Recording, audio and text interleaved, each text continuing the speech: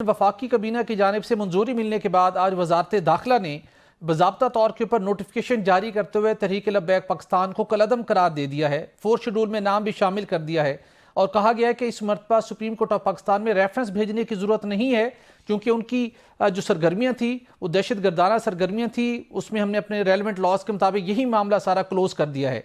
जो process adopt किया गया, जिस तरीके के साथ इसको अब वाइंड अप किया गया है, क्या इससे जो मतलूबा मकासद से वो हासिल हो पाएंगे या 2021 की तरह कुछ अरसे बाद दोबारा निगोशिएशन होंगी, बातचीत होगी और फिर कोई दोबारा रास्ता निकाला जाएगा? किस निगाह से देखते हैं इसको, कानूनी और सियासी निगाह से बिलखसूस?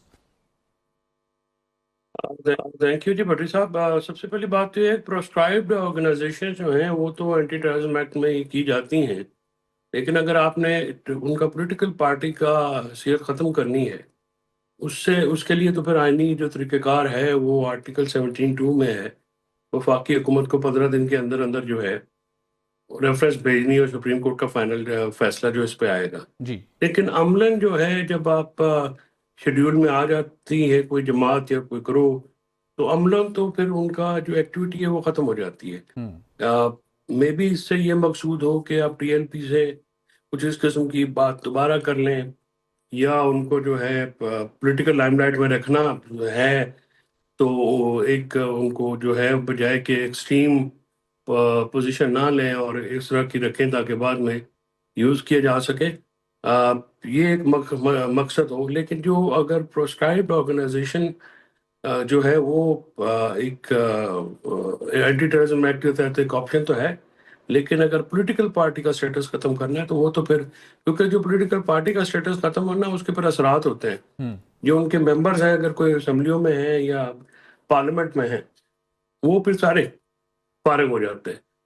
वो फिर तो इस केस उनको में जो भी तो है फारिग होंगे डेफिनेटली, जमात कलअदम करार दे दी गई है। नहीं इसमें इसमें फ्यूचर पाबंदियां जो है ना वो पाबंदी लगा दी गई है ना। पॉलिटिकल पार्टी वो अगर उन जो हैं पार्लियामेंटेरियंस, जी। अगर उनके पास ऊपर कोई ऐसा स्पेसिफिक एलिगेशन है तो फिर आर्टिकल 63 के तहत उसके खिलाफ भी रेफरेंस आती है, वो तो फिर डिस्क्वालीफाई करना पड़ता है ना जी आपको। ठीक। तो इस तरह से पार्टी प्रोस्क्राइब्ड ऑर्गेनाइजेशन करार दे के तो आप उनकी सीटें तो नहीं खाली हो तो सकती, आप ये कह रहे वो हैं तो कि वैसे ही जमात वैसे। कलअदम करार दे दी गई है, लेकिन उनके जो एमपीएज हैं वो पंजाब में हो, सिंध में हो, जहां भी, वो इस मुद्दत में, इस टनोर में वो बतौर सूबाई असम्बली के मेंबर रहेंगे।